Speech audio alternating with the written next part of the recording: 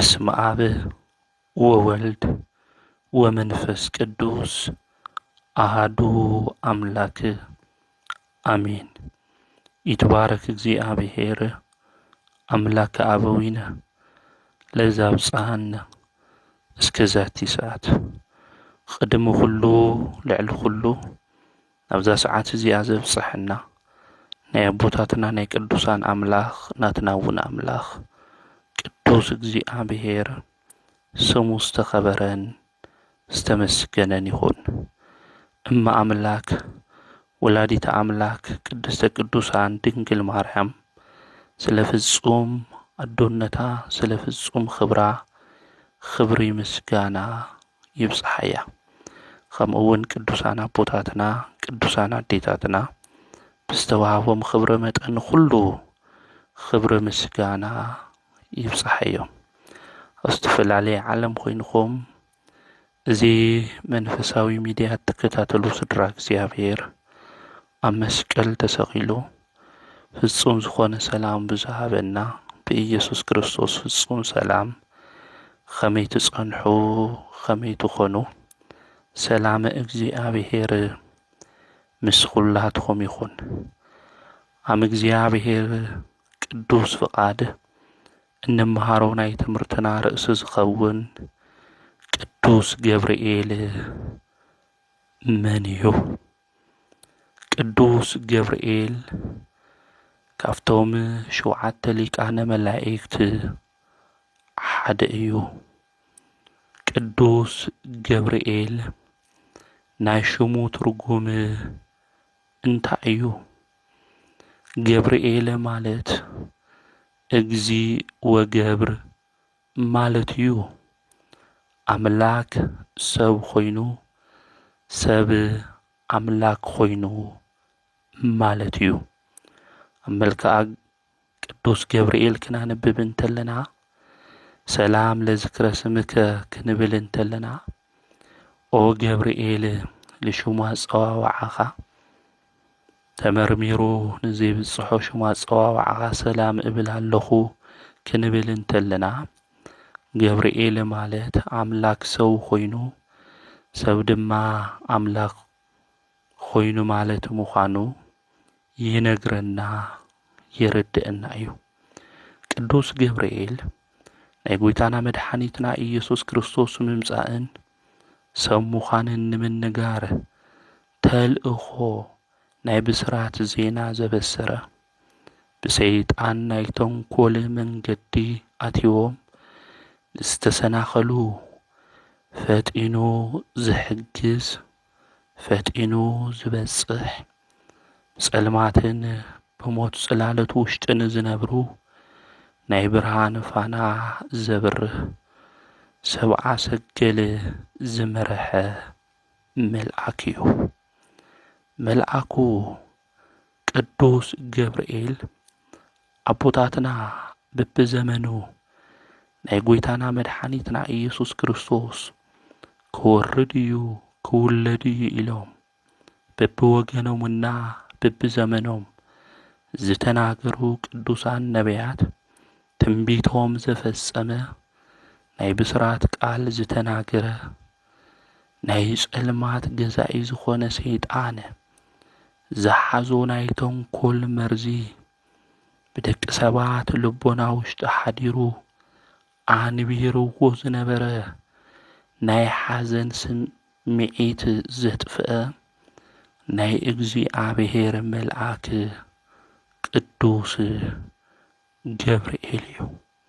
ቅዱስ ገብርኤል ኩልሻዕ ሓጎስን ብስራትን ዝናገር መልአክ እዩ።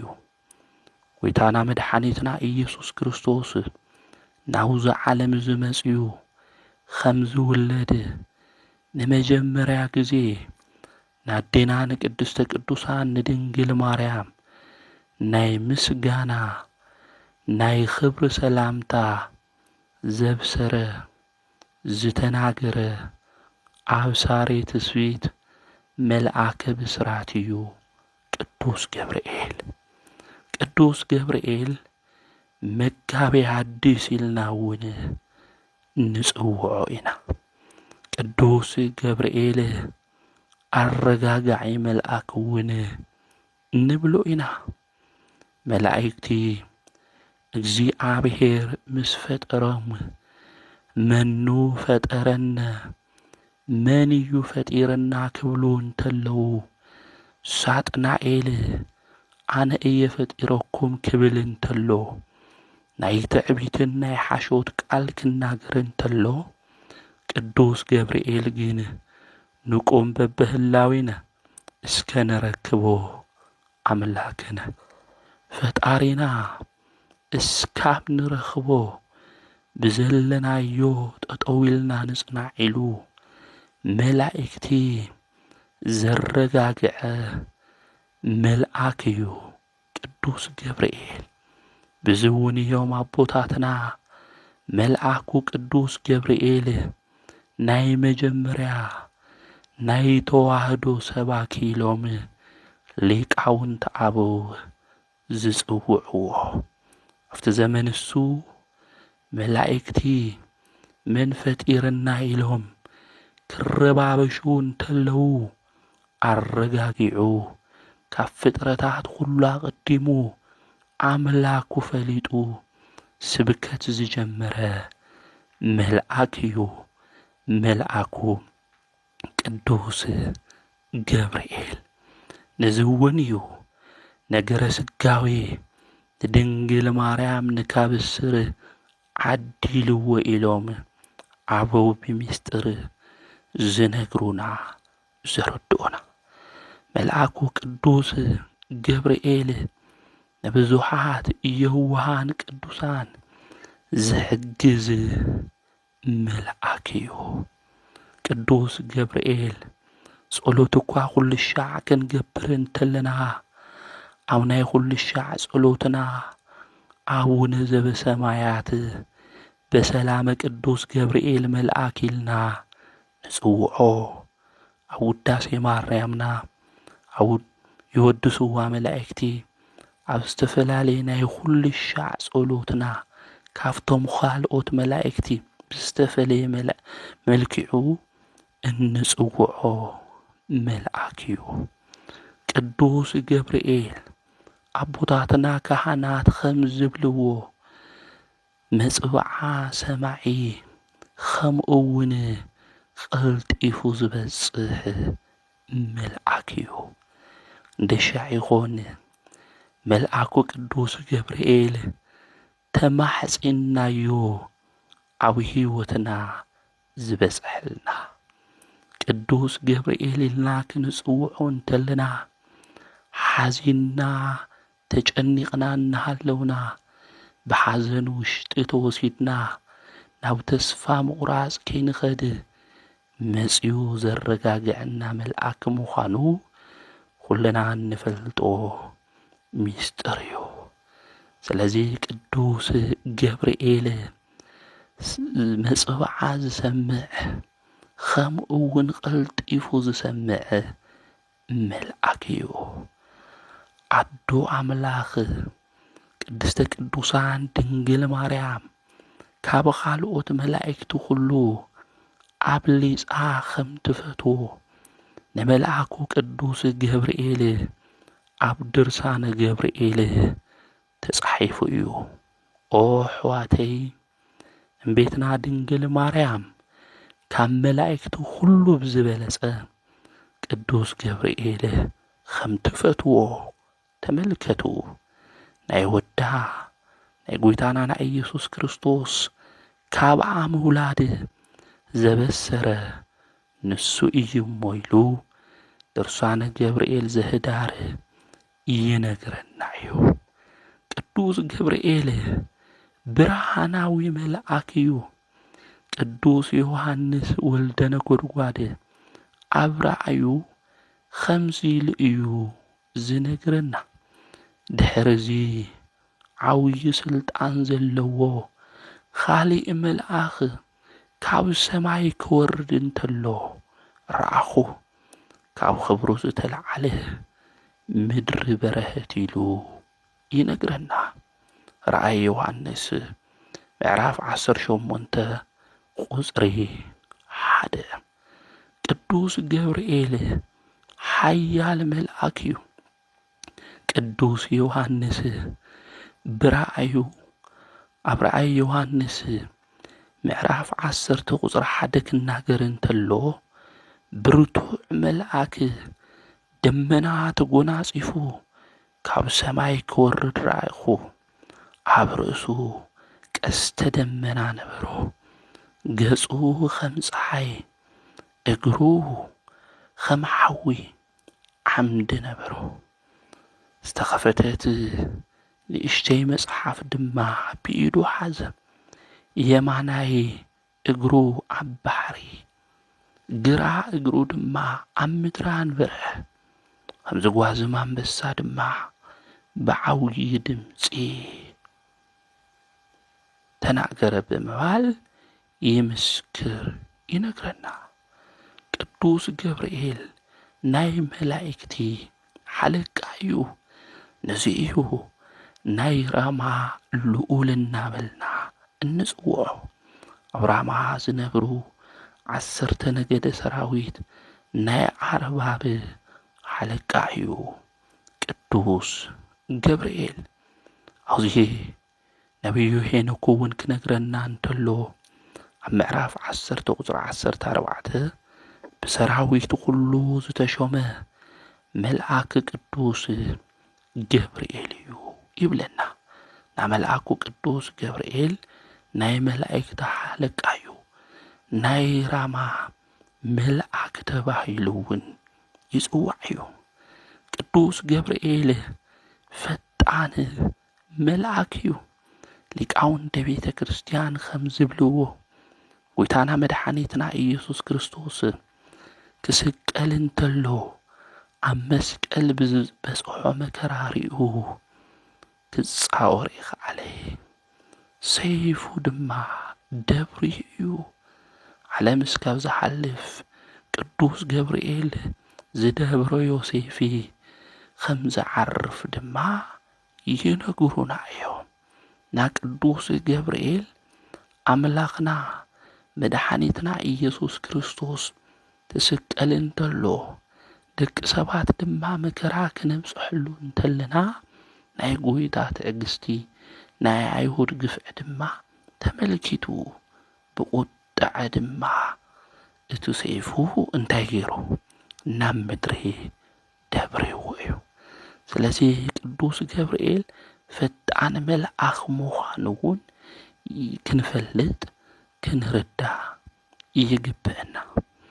ካሊእ ቅዱስ ገብርኤል ሰማዕታት ገድሎም ንክፍጽሙ ሓውን ሰይፍን ሪኦም ናብ ድሕሪት ንከይምለሱ ተጋድልኦም ንክውድኡ ዝራዳዕ ዝሕግዝ መልአክ እዩ ንሱ ቅዱስ ገብርኤል።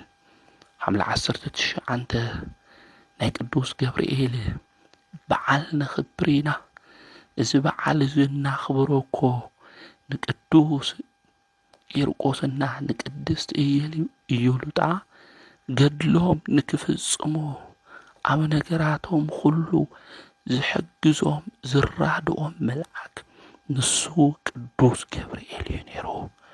ኣብ ሮማ አንጌባ ብትበሃል ቦታ እዩ ዝነብሩ ነይሮም ቅዱስ ቂርቆስና ቅድስቲ ኢዮሉጣ። እዚኦም ክልቲኦም ኣብኡ ክነብሩ እንተለዉ ግን ኣብቲ ዘመን እሱ ዝነበረ ንጉስ እለእስክንድሮስ እዩ ነይሩ። እዚ ንጉስ እዚ ድማ ክርስቲያን ዘጭንቕ እዩ ነይሩ። ንክርስቲያን መከራ ዘብጽሕ እዩ ነይሩ። ኣብቲ ዘመን እሱ ዘመነ ሰማዕታት ተባሂሉ ዝጽዋዕ ዘመን እዩ ነይሩ። ብ300 ክፍለ ዘመን ቅዱስ ቂርቆስ እውን ኣብቲ ዘመን እሱ እዩ ተወሊዱ። ቅዱስ ቂርቆስና ቅድስቲ ኢዮሉጣ ድማ ተጸዊዖም መጹ። እታምልኽዎ ኣምላኽ ንዝ ጣዖት እዚ እዩ። ስለዚ ንዝ ስገዱ ኢልዎም እቲ ንጉስ።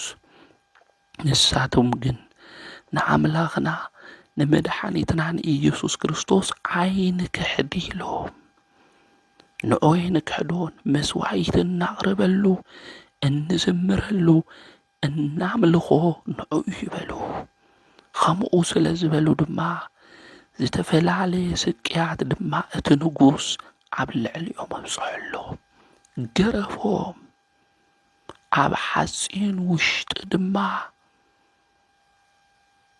መከራ ንክበፅሖም ዝንጉስ እዚ ገበረ ዝፈተና እዚ ዝመከራ እዚ ኣብ ልዕሊኦም ክበፅሕ እንተሎ ዘብርትዖም መልኣክ ቅዱስ ገብርኤል እዩ ነይሩ ካብ እግዚኣብሔር ተላኢኹ ዘብርትዖምና ዝሕግዞም መልኣክ ንሱ እዩ ነይሩ እቲ ንጉስ ብዙሕ ስቅያት ምስ ገበረሎም ይኣምኑ ምስ በሎም ድማ ብዙሕ ኪሎሜትር ክስማዕ ዝኽእል ዝፈልሐ ኣብ ሓፂን ዝፈልሐ ማይ ከም ክረምቲ ነጎድጓድ እዩ ዝብል ቅዱስ ያሬድ ክናገር እንተሎ ናይ ክረምቲ ነጎድጓድ መብረቕ ክንሰምዕ ተለና ንፈርሕ ኢና ወገናተይ ና ከም ክረምቲ ነጎድጓድ ዝስማዕ ዝፈልሐ ማይ ናብቲ ውሽጢ እሱ ንክኣትዉ እዩ እቲ ንጉስ ዓሲሱ ንሳቶም ግን ብእምነቶም ጸኒዖም እዮም ተሓዊ ክትርኢ ተላ እቲ ዝፈልሐ ማይ ድምፁ ክትሰምዕ እንተላ ቅድስት ኢዮሉጣ ፈረሐት ወዳ ህፃን ቂርቆስ ግን ከም ዝበላ ኣደይ ትፍርሒ ንኣናንያን ዓዛርያን ሚሳኤል ዘድሐኖም ኣምላኽ ከድሕነና እዩ ንዳንኤል ካብ ኣናብስ ዘድሕኖ ንሱሱና ካብ እደ ረበናት ዘድሕና ኣምላክ ንዓና እውን ከድሕነና ኣይትፍርሒ በላ ኣብዚ ግዜ እዚ ጸለየ ናይ መንግስቲ ሰማያት ሚስጥር ግለጸላ በለ ምስ ጸለየ ድማ ንሳ በርትዐት ጨከነት ወደይ ኸዚ ናብቲ ማይ ክንኸድ ንኽእል ኢና በለት መንፈሳዊ ጭካና ውሽጣ ስለ ዝሓደራ ናብቲ ዝፈልሐ ማይ ድማ ኣተዉ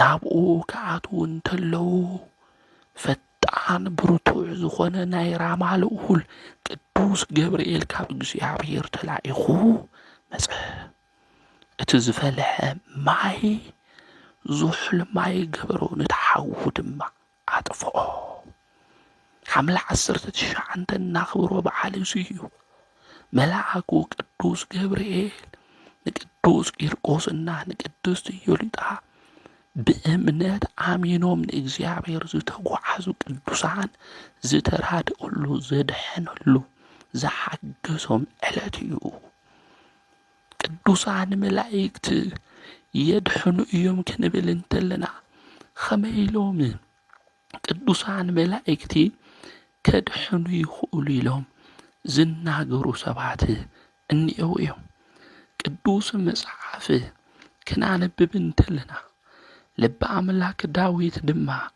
ክዝምር እንተሎ ኣብ መዝሙር 33 ክናነብብ እንተለና መልአከ እግዚአብሔር ንእግዚአብሔር ኣብ ዝፈርሑ ሰባት ከም ዝሰፍር ይነግረና ይርድአና እዩ መልአከ እግዚአብሔር ኣብ ዙርያ እቶም ንእግዚአብሔር ዝፈርሑ ይሰፍር ንሱ እውን የናግፎም እዩ ዝብል ካብ ኩሉ መከሮም እውን የድሕኖም እዩ ዝብል ካብ ኩሉ መከራ ከም ዘድሕን ከም ዘናግፎም ቅዱስ መጽሓፍ ይነግረና ይርድአና እዩ ልበ ኣምላክ ዳዊት እውን ዘሚሩ እዩ መድሓኒት ኣድሓኒ እግዚአብሔር እዩ እሱ ናይ ባህርዩ እዩ ቅዱሳን መላእክት ግን እግዚአብሔር ብጸጋ ሓዲርዎም ካብ እግዚአብሔር ድማ ተላኢኾም ካብ መከራና ሁሉ ዘናግፉና ዝራድኡና መላእክት እዮም እዚ ምፍላጥ ምርዳእ ኣድላይ እዩ ማለት እዩ ናይ እግዚአብሔር ኣገልገልቲ እዮም ቅዱሳን መላእክት ቅዱስ ገብርኤል እኮ ኣብ ሉቃስ ወንጌል ግና ነብብ እንተለና ኣነ ኣብ ቅድሚ እግዚአብሔር ጠጠው ዝብል ኮይዝ ኣብ ቅድሚ እግዚአብሔር ጠጠው ዝብል እዩ ቅዱስ ገብርኤል። ስለዚ ዝመልአክ እዚ ካብ እግዚኣብሔር ተላይኹ ነዞም ቅዱሳን ሰባት እዚኦም ኣድሒንዎም እዩ። ገድሎም ንክፍጽሙ ገይርዎም እዩ። ናመልአኩ ቅዱስ ገብርኤል ንቅዱሳን ኣቦታትና ኣዴታትና ብዝመጽእ መከራ ፈሪሖም ንድሕሪት ንከይመለሱ ጨኪኖም ድማ ገድሎም ንክፍጽሙ ዝገብር መልአክ ምዃኑ ምፍላጥ ምርዳእ ኣድላይ እዩ። ቅዱስ ገብርኤል ምእመናን ዝሕሉ ሓላዊ መልአክ እውን ምዃኑ ምፍላጥ ምርዳእ ኣድላይ እዩ ማለት እዩ። ንእግዚኣብሔር ንዝፈርሑ ሰባት ዝሕሉ መልአክ እዩ። ኣብ ኦሪት ዘጸአት ምዕራፍ 23 ቁጽሪ 20 እውን ለሊቀ ነቢያት ቅዱስ ሙሴ ከምዚ ኢሉትን እግዚኣብሔር ተናጊሩ እዩ። ኣብ መንገድኻ ምእንቲ እንታይ ክገብረካ ንክሕልወካ መልአከይ ክልእኽየ ኢሉ እግዚኣብሔር ከም ዝተናገረ ይነግረና። ኣብ መንገዲ ክሕልወካ ናብታ ዘዳለኽዋ ቦታ ድማ ክእትወካ እነሆ ኣነ ቅድሜኻ መልአከይ እልእኽ ኣለኹ። ኣብ ቅድሚኡ ተጠንቀቕ፣ ድምፁ ከዓ ስማዕ፣ እምቢ ኣይትበሎ። ሰማያዊ ተሰሚዑ እዩ እሞ ሓጢኣት እንተሰሪሕኻ ንበደልኻ ኣይሓድግን እዩ ዝብል ተጠንቀቕ ኢልዎ እግዚኣብሔር። ሰማይ እውን ኣብኡ ስለ ዝኾነ ቅዱሳን መላእክት ገብርኤል፣ ሚካኤል፣ ኡራኤል፣ ሩፋኤል ኢልና ትንጽውዕ ተለና ኤልኤል ልብል ሹም እዮም። ኤልሆሄ ማለት ኤልሆሄ ድማ ናይ እግዚኣብሔር ሹም። ስለዚ ቅዱሳን መላእክት ዝተሸከምዎ ሽም ናይ እግዚኣብሔር ሹም። ቅዱስ ሚካኤል፣ ቅዱስ ገብርኤል ኢልና ክንጽውዕ ተለና ድማ ንእግዚኣብሔር ንጽውዕ ኣለና ምዃንና ምፍላጥ ኣድላይ እዩ። ሚካኤል ማለት እግዚኣብሔር እንታይ ማለት እዩ? መንኸም እግዚኣብሔር ማለት እዩ።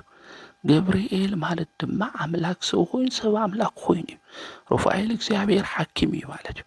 ኡራኤል እግዚአብሔር ብርሃን እዩ ማለት። ስለዚህ ቅዱሳን መላእክት ዝተሸከምዎ ሽም ናይ እግዚአብሔር መጽሐፍ እውን ከም ዝነግረና ሰማያዊ ተሰሚዑ እሞ ኢል ብለና ኦሪት ዘጸአት ምዕራፍ 23 ኣብ ቁጽሪ 21 እውን ክናነብብ። ስለዚህ መላእክት ሓለውትና እዮም። ኣብ መንገድኻ ምእንቲ ክሕልወካ ናብታ ዘዳለኽዋ ቦታ ምእንቲ ክእትወካ እነሆ ኣብ ቅድሜኻ መልአክ ክልእልእኽልካ ኣለኹ ኢሉ እግዚአብሔር ተናጊሩ። ስለዚህ ቅዱሳን መላእክቲ ሓለውትና ምዃኖም ምፍላጥ ምርዳእ እውን ኣድላይ እዩ ማለት ምርዳእ እውን ኣድላይ እና መልአኩ ቅዱስ ገብርኤል ሓላዊና መልአክ ምዃኑ ዝራድእና መልአክ ምዃኑ ዘድሕነና መልአክ ምዃኑ ምፍላጥ ምርዳእ ኣድላይ። ቅዱሳን መላእክት እኮ ዘድሕኑና እዮም ክንብል ዝራድኡና እዮም ሓገዝትና ኢና ክንብል እንተለና ንኣብነት ሎማዓንቲ ሓምለ ገብርኤል እኒኦ ኣብ ዝተፈላለየ ቦታታት ናይ ቅዱስ ገብርኤል ንግሲ በዓል ይኽበር እዩ እና ቅዱስ ገብርኤል ኣበይ ቦታ እዩ ልርከብ ኢሎም ዝሓቱ ሰባት እኒኦ። ኣበይ እዩ ልርከብ? ቅዱሳን መላእክት ሙሉእ በኩለየ ይኾኑ ኣብ ኩሉ ቦታ ይርከቡ እዮም ልብል ናይ ቤተ ክርስቲያን ትምህርቲ የለይ።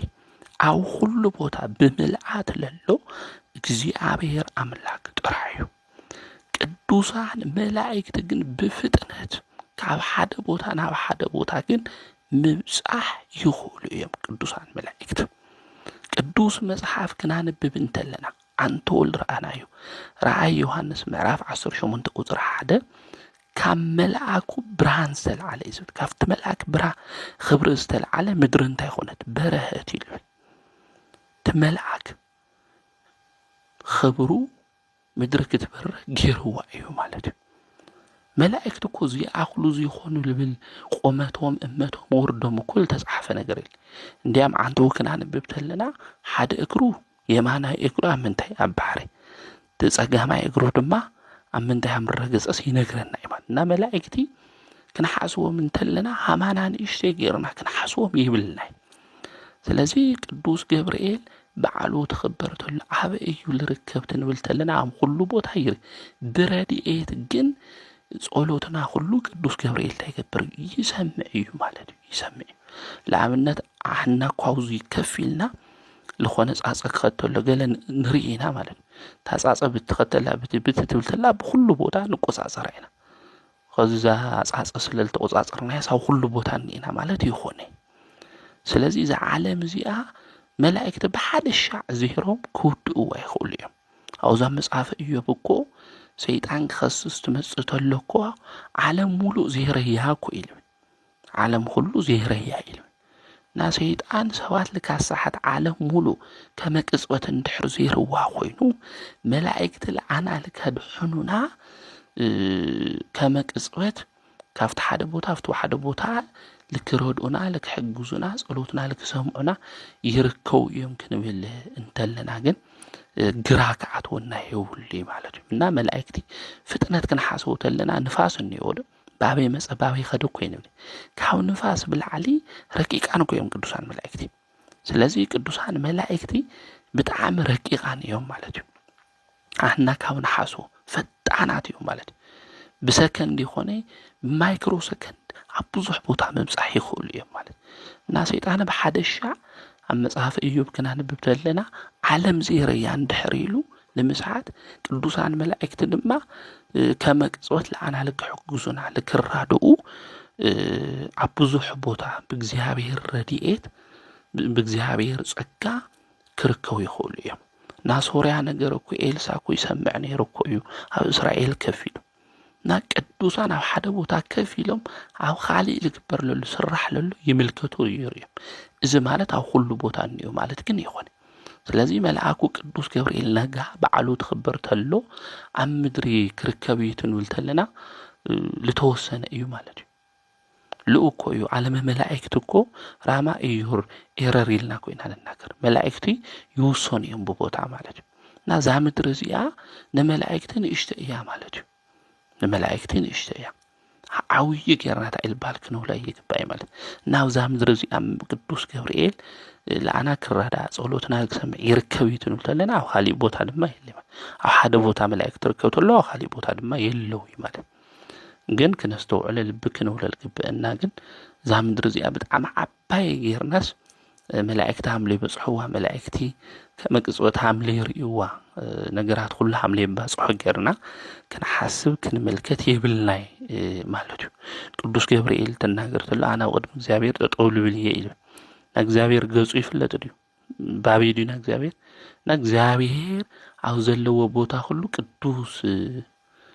ገብርኤል ለአማላድነት ለምልማን ኣብ ቅድሚ እግዚአብሔር ሓምለ ርከብ ልናገር ና መጽሐፍ ቅዱስ ተقسم ሆነውን ልብ ክንብል ይግበና እና እግዚአብሔር ኣብ ልፈርሑ መልአክ እግዚአብሔር ይርከብ ኢሉ እና እግዚአብሔር ልፈርሕ ሓደ ቦታ ጥራሕ ሆነ ብዙሕ ቦታ ኢለሎ ማለት ና መልአክ እግዚአብሔር ካፍት ቦታ ላፍት ቦታ ከመቅጽበት ክርከብ ይኽእል አው ቅዱሳን መላእክት ድማ ኣብ ቦታ ተወሲኖም ዋላ ናይና ነገር ይሰምዑና እዮም ናይና ነገር ታይገውርና ይሰምዑና ስለዚህ በዚህና ክንረዱ ልግብእና በይ መላእክት ሙሉ በኩል ይሆን አነ ዝልናገሮ ትምርት ኳስ ኣብ ብዙሕ በዳኮ ይጽሕኩ ኣብዚኣ ኮይነ ይልቀረጽ ለለኹ ግን ኣብ ብዙሕ ቦታ ይሆን ይባጽሕ ቴክኖሎጂ ኳስ ና ሓደ ልኾነ ነገር ኳስ ብላይቭ ኣብ ብዙሕ ቦታ ክባጽሕ ይገብር ማለት እዩ ቴክኖሎጂ ዝልገብር እንድሕር ኮይኑ እግዚአብሔር ብጸጋል ሓደሮም ቅዱሳን መላእክትማ ክንደይ ነገር ክገብሩ ሓምልኹሉ ልብማ ልምስተውዓል ግን የድል እዩ ስለዚህ ቅዱሳን ኣብ ሓደ ቦታ ከፍ ኢሎም